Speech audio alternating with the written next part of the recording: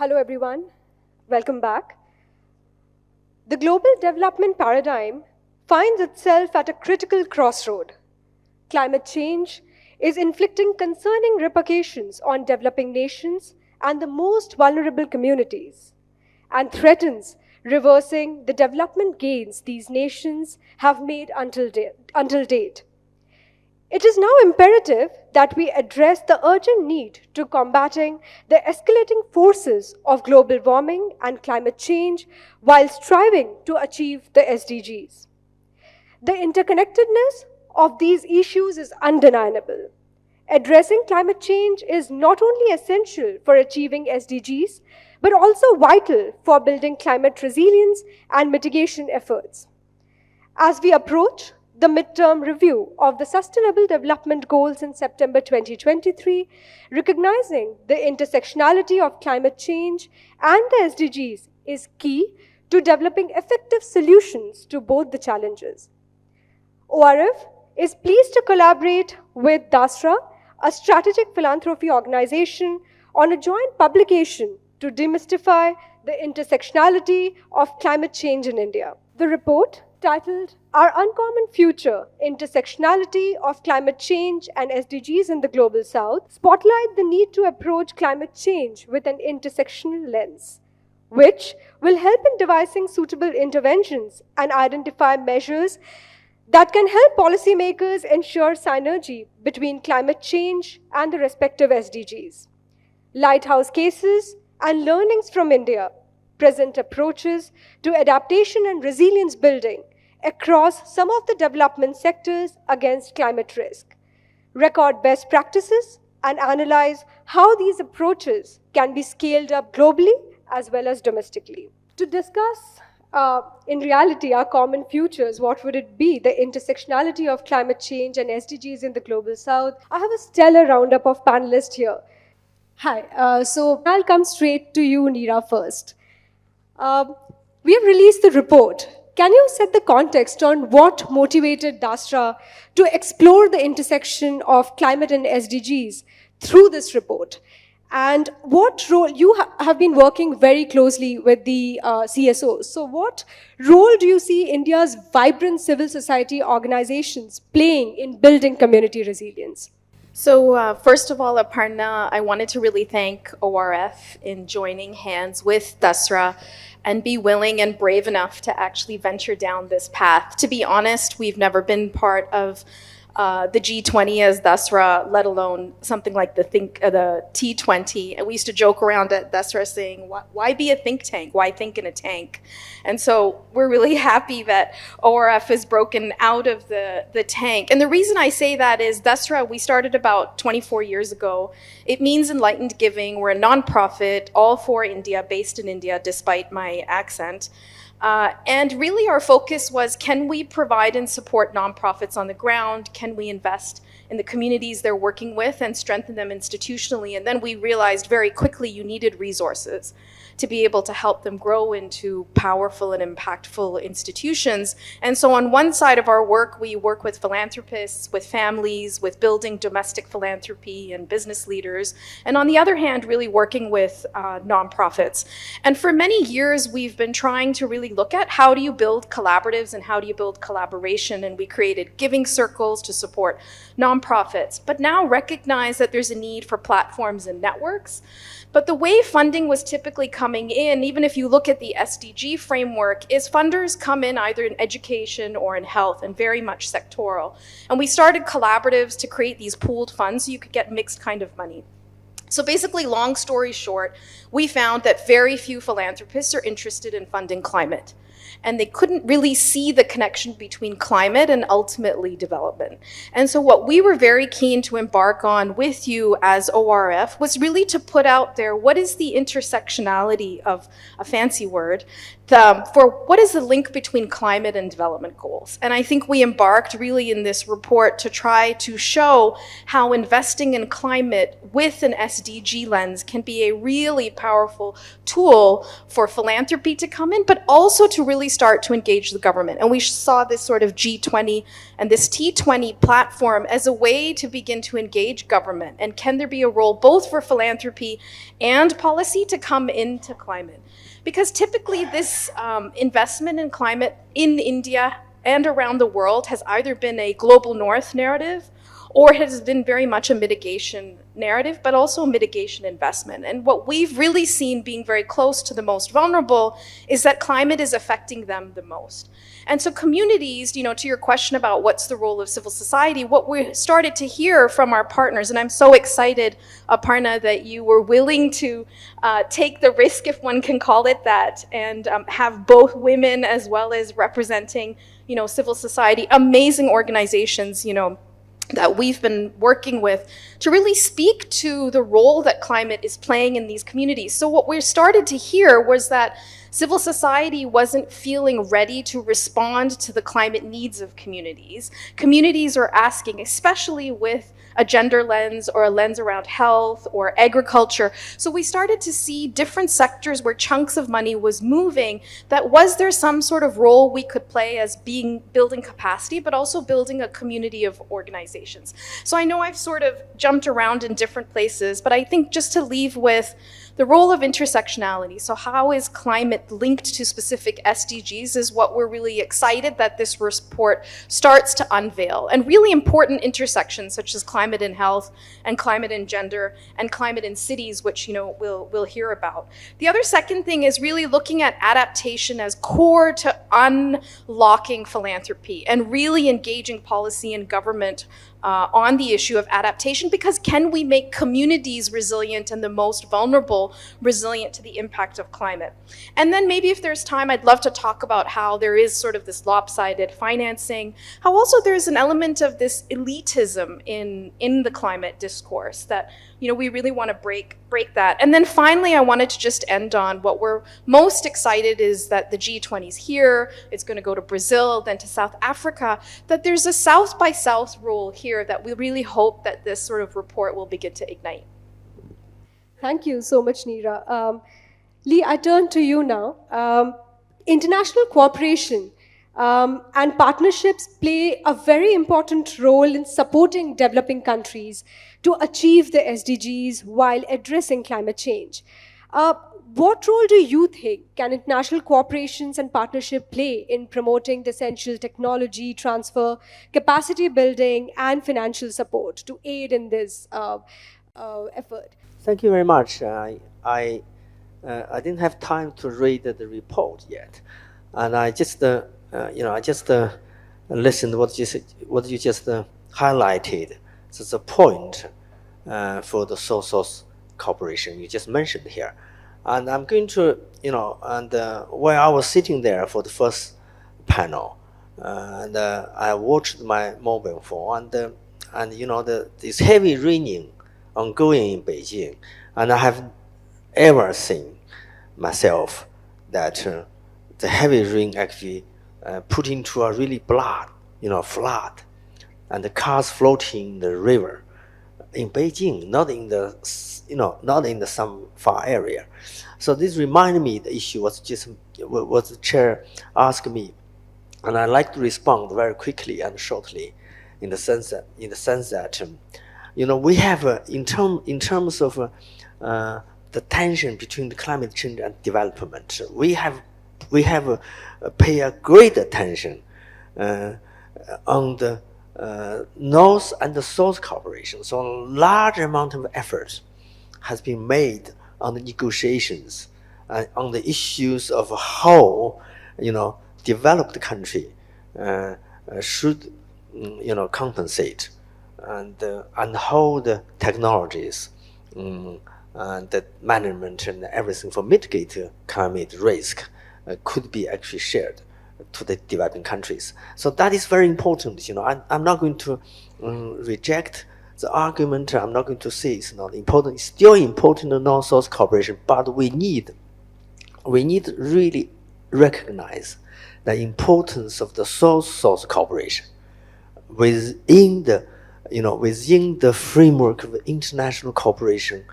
And we should not, I'm not going to say South-South cooperation will replace the North-South cooperation in this area, but I have to really argue that we should not regard South-South cooperation is only in the supplementary element, and we should take as an essentially important one that because the conditions for the all sourcing countries, they share a lot of similarities in this field, and also look for a lot of applied technology and developing experiences that will not only build kind of what I call the applied adaptation resilience. We need to look for this adaptive resilience, not talk about the climate resilience. We need looking for institutionals, and that is one area, not only technically, but and also politically. This can reduce the risk since increasing, this increasing tensions, south and north and developing, and within this kind of a new geopolitical situation. So in summary, I'm not going to elaborate more, but in summary, I would say let's really take South-South cooperation is the area where we have to give a different weight, and we need to look very differently in terms of building this climate resilient society. Thank you very much for this year. Thank you, Lee. Great intervention. After discussing cooperation and partnership, we need to understand what systems we need to cooperate for and what is in greater need of building resilience.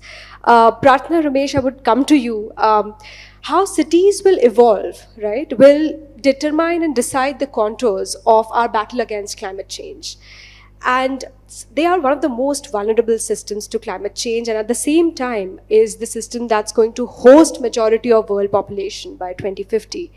What do you think are the shifts required at the intersection of the cities as a system and climate to enable the systemic transformation, particularly towards improving the quality of life for the most vulnerable people living in the cities? Thank you, and thank you for having me. So in 2021, just about 2 years ago, 1/3 of India lived in cities, right? And this number is going to increase drastically over the next decade. These cities occupy just 3% of land, contribute about 60% to the GDP, expected to increase to 75% by 2031. But the top 5 cities in India also contribute to about 10% of overall emissions in the country.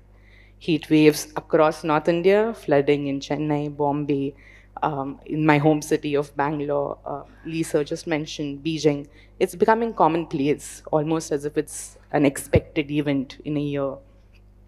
With that backdrop, cities will determine how the climate action game is won or lost, and therefore needs to have that intersection at the, with climate action as well as the Sustainable Development Goals. With that as the background, we believe at Janagraha that a systems-based approach to climate action will strengthen sectoral work in climate. And therefore, we believe that 3 pillars specifically, governance, and we define governance through a city systems approach. It has 4 wings, urban planning and design, urban capacities and resources, empowered and legitimate political representation, and transparency, accountability, and participation. Fixing this will enable a robust multi-level governance system to enable greater climate action, right? All of the climate action that currently is happening across the country is focused on great symptoms to solve for, but doesn't focus on root causes. And that's the shift we have to make in governance to enable it. The second part of governance that has remained a focus area for me specifically is localization of the Sustainable Development Goals. It's very limited right now, and nor are there any capacities at the 3rd tier or the local government to enable it.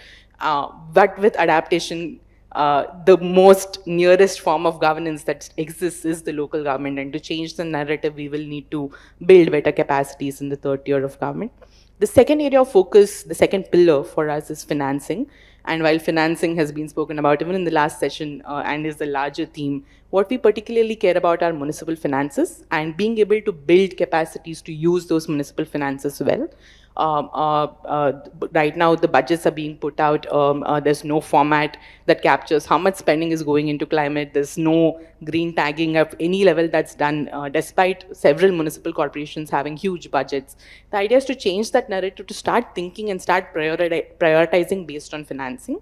But the lag in this is that currently ULBs or city governments do not have the ability to decide where that money goes, nor the capabilities to work on it side by side to enable that is the second pillar of focus. And the third is participation. Citizen participation in climate through institutionalized platforms rather than one-off movements that we are seeing across the world right now. Giving citizens a platform to constructively engage on themes that actually matter will provide a larger convening of folks who actually care and therefore are able to participate at a greater level. We believe that while Mission Life is a great start to this on individual action, for us this goes beyond individual action to say that if we give citizens enough platforms, they are able to contribute more on adaptation as well as look at climate more deeply, right? On the side of the citizens, the last elected representative is a councillor, and the idea is to ensure that they are trained and empowered to make decisions on climate action more effectively. Like I said earlier, we believe that this will strengthen the foundational elements and therefore give a greater urge to sectoral folks who are working on climate and will act as a great boost in general to effective climate action across the country. And thank you. Thank you, Pratna. Your last point really brought me to the most important part of the conversation, participation and about community. The question, and the most important question, is whose resilience are we building, right? The communities, which are essentially women and youth, play a huge role in transforming the systems. Vijay Datta, I would come to you first. Youth the IPCC has recognized the young and children to be particularly vulnerable to the impact of climate change. But at the same time, youth is playing a significant role in bringing awareness, bringing technological solutions in our fight against climate change and addressing some of its biggest impact, right? How can we put the youth, according to you, at the center of creating a community-led movement for climate action? Thank you, Aparna. Greetings, everyone. It's indeed a privilege to be present in this August gathering where everyone's got so much of technical knowledge on the subject. Well, I've come from Delhi where it was awfully hot and floods knocking at our door. The schools were shut, first because of the extreme heat and then because of the floods. You must be all aware, Yamuna is flooded and our schools have been closed for more than 4 days in a row, and 6 in total already a week we have suffered. So this climate change that we have been talking about, the global warming, has actually become a global boiling now. It has assumed a proportion which is catastrophic, and it is kind of a climatic apocalypse, if I may call it. We have been at it, but we need to get more practical about the knowledge that we have gathered over the years, the consequences that we have seen. Like I just said, it has become to global boiling. It has come to that. I, as an educator, has had the chance to interact both with the private and public sectors over the period, and now as an administrator who looks primarily after a big campus in the heart of the capital, which I pride on year after year, gets the Green Award for having maintained it too well. But I go out to IPSC, the Indian Public Conclaves. I'm part of the Round Square Conclave, which is a global body which has countries all over the world, and we are making some attempts, some little baby steps, if I would say. Baby steps, I think, goes well with the fact that we deal with students. Well, I feel very earnestly, so far, the students are kind of neglected.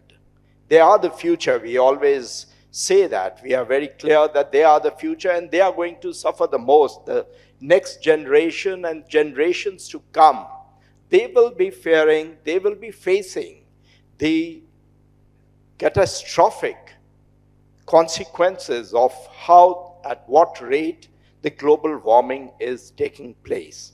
Therefore, I very sincerely believe that the student engagement in such conferences and at all global conferences should be much more. They have a lot of ideas and they do a lot of things on ground. Not that they are not aware about the fossil fuels, about the landfills. All these facts are being taught. I also sit on the CBSC curriculum committee. We have included SDGs. They are very much part of the curriculum. Children are aware of the 17 SDGs. And what interests us most is the 4.7, which is education for sustainable development and global citizenship. The sustainable lifestyle it talks about, which is to be environmental friendly. And lifestyle changes, I believe, can maximum happen with the students. For them to understand how it can make a change, they can go home, they will go home and tell their parents, educate the parents that, look, the use of LED bulbs is better. Solar energy is to be used. Why can't we have those panels on the terrace? And coming from youth and children, I'm sure it would have a big impact. Well, how can we instead put the youth at the center, like you just said, Aparna? Engagement at all levels, I feel, is very important. And we do a lot of things in the school, like the tree plantation. We started a drive with a school in UK recently in which we vouched that we would have trees planted all over the world. And 5,000 mark is what the students have recorded so far. They must have more voice in the entire grand scheme of things, as we say. The circular economy is taught to them. I have also recommended to the CBSC that things a little more technical. If they know, it would only benefit, and it is going to be a very practical thing. The reuse, the regeneration, the 4 R's that we talk about, if they go home and tell their parents, then no, I don't want to buy another new mobile, I don't want to go for a new bicycle, a bike, because any production, you know, has a consequence. There is carbon emission in any production that happens. We must reuse as much as we can for the discarded material.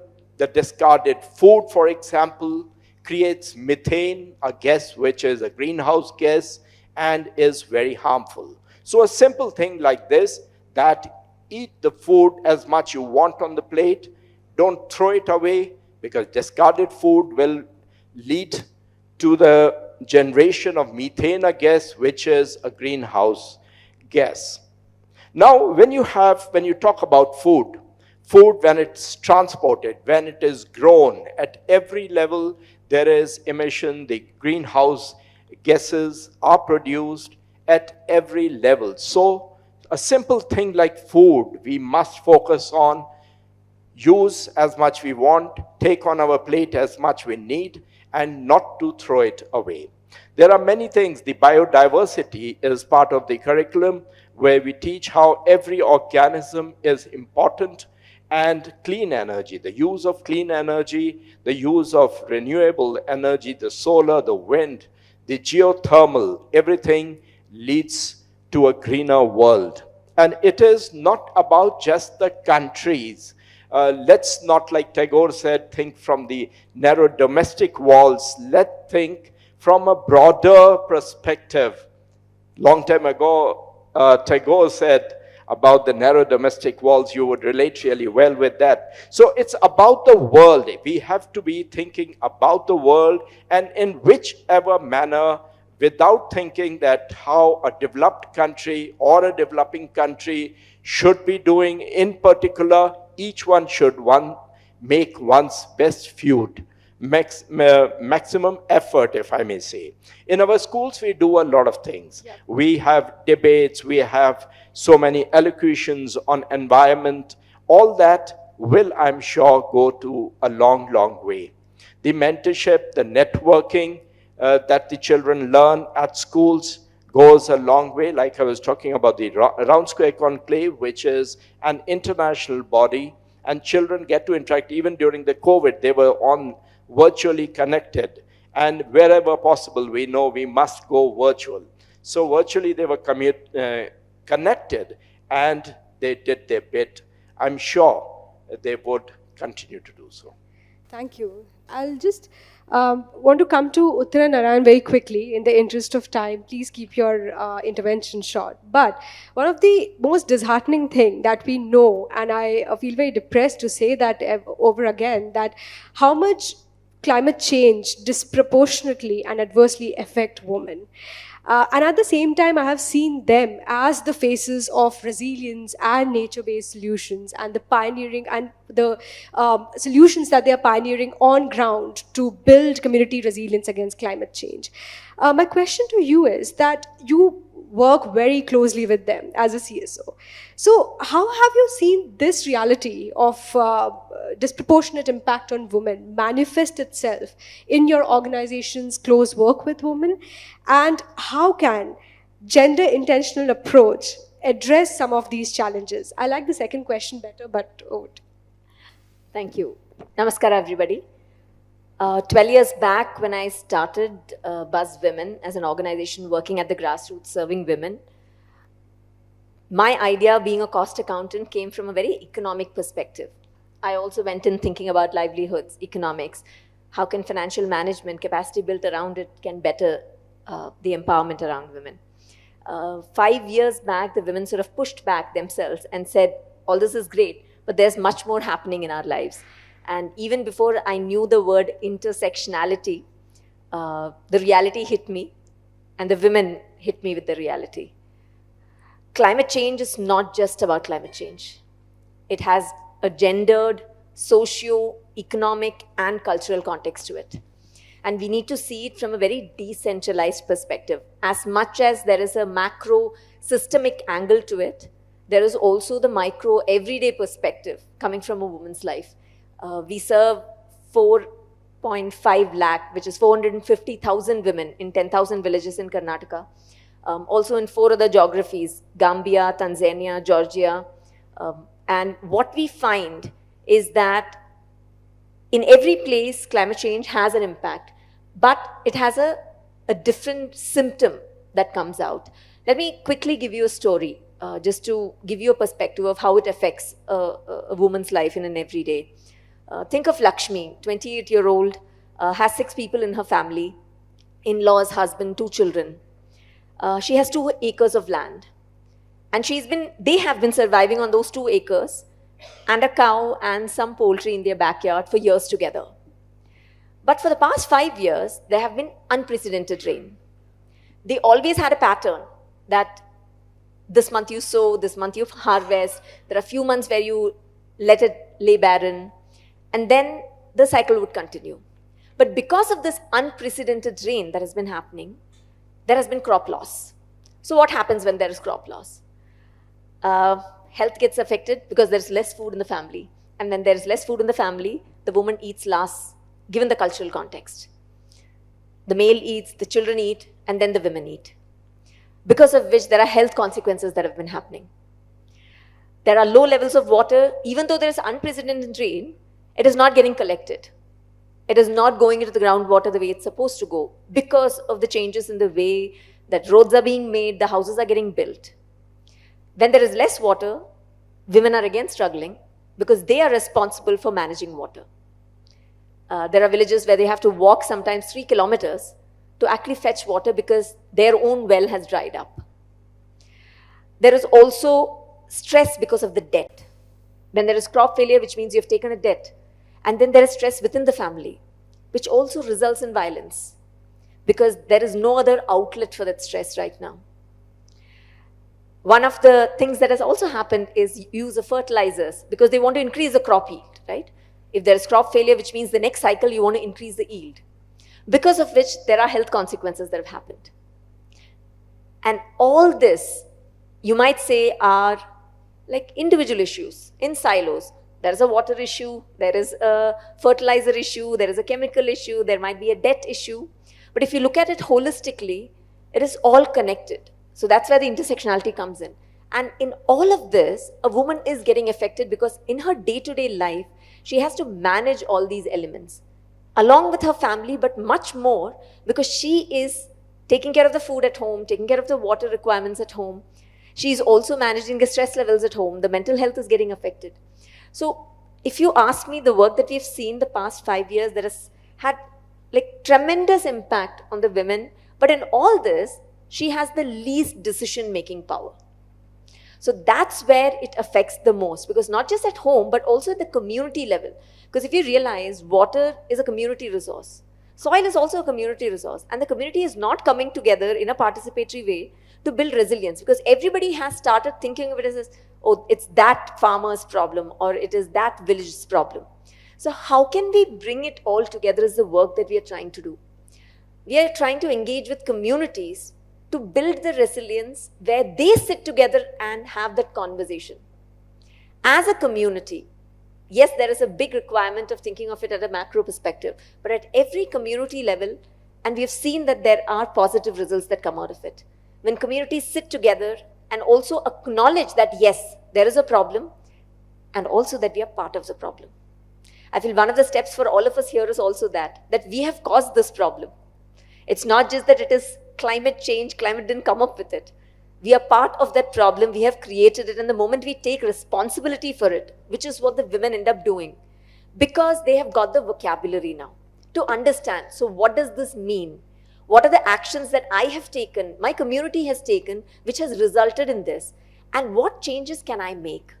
So also important to know that we need to change the narrative from women and communities being victims to being the potential for change, that they have enough potential to take charge of the solutions also in their own communities. Thank you. Thank you so much.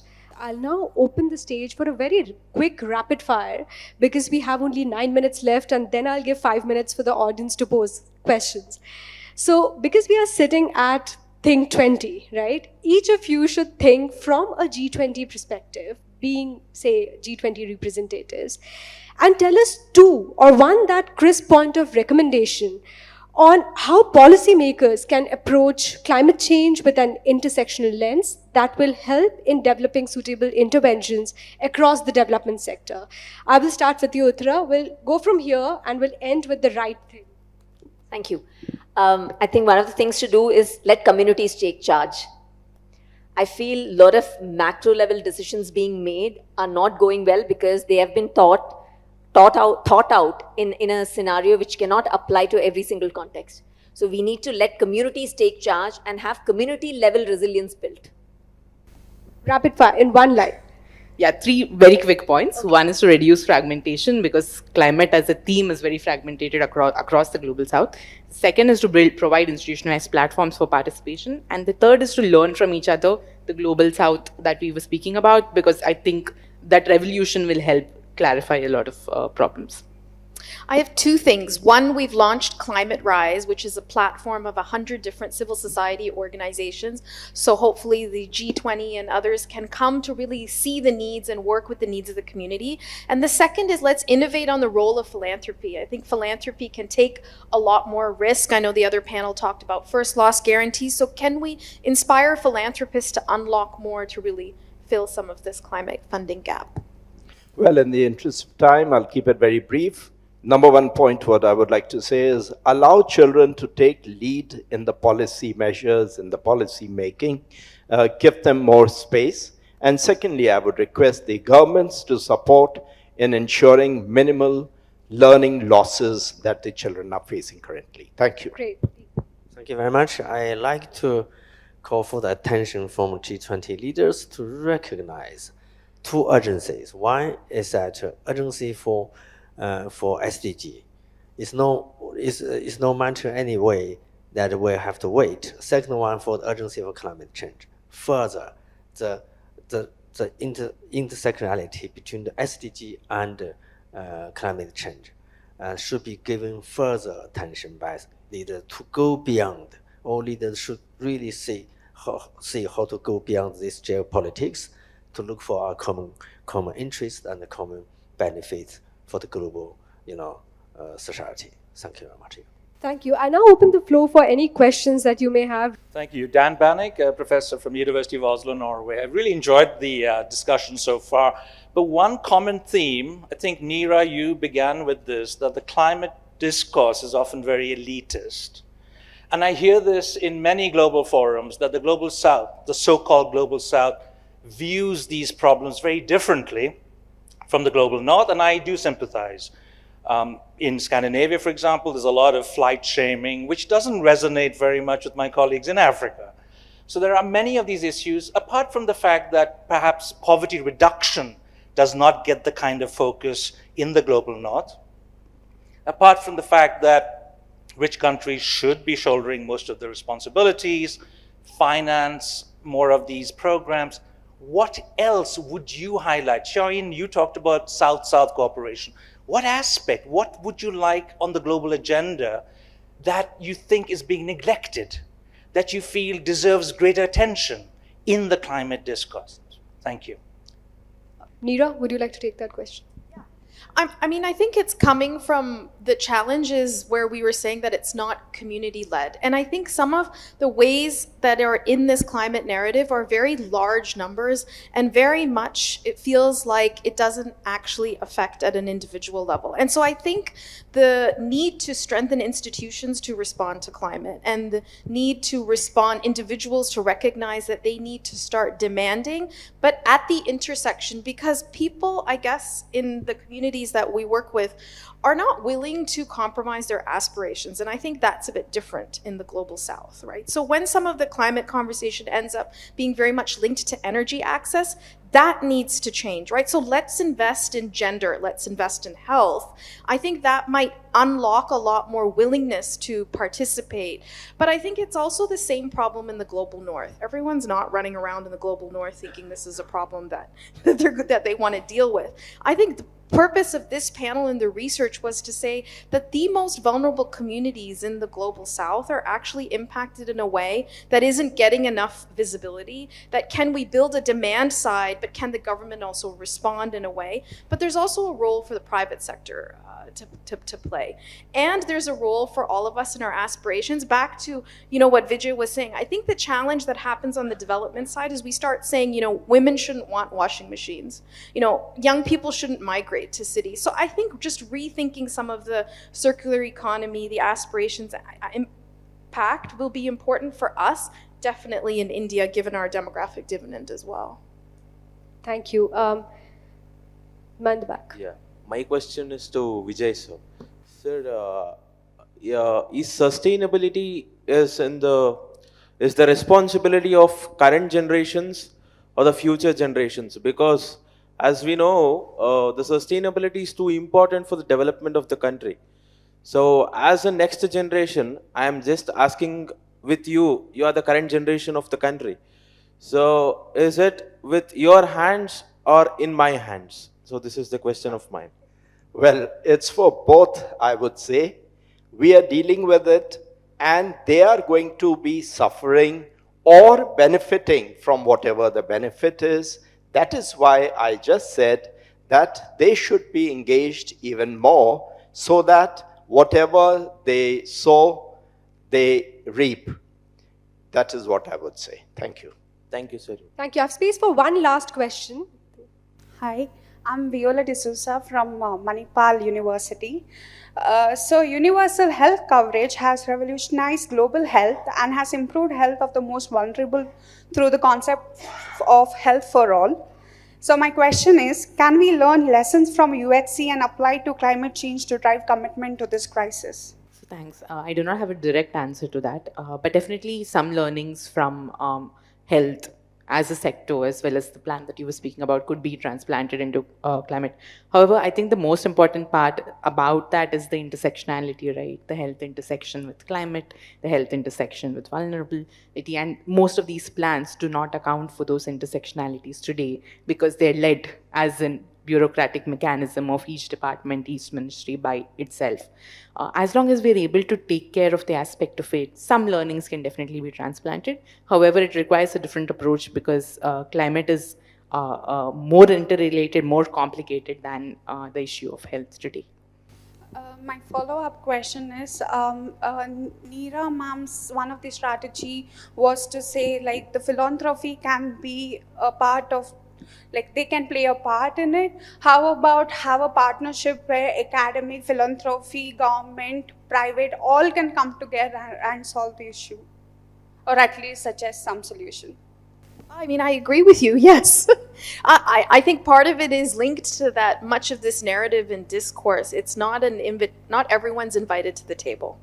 And I think what is exciting about this research, or even this T20, and even aspects of the G20 being in the South, is that it is more inviting of these kinds of stakeholders to come and be part of solving the challenge of climate as it relates to the most vulnerable.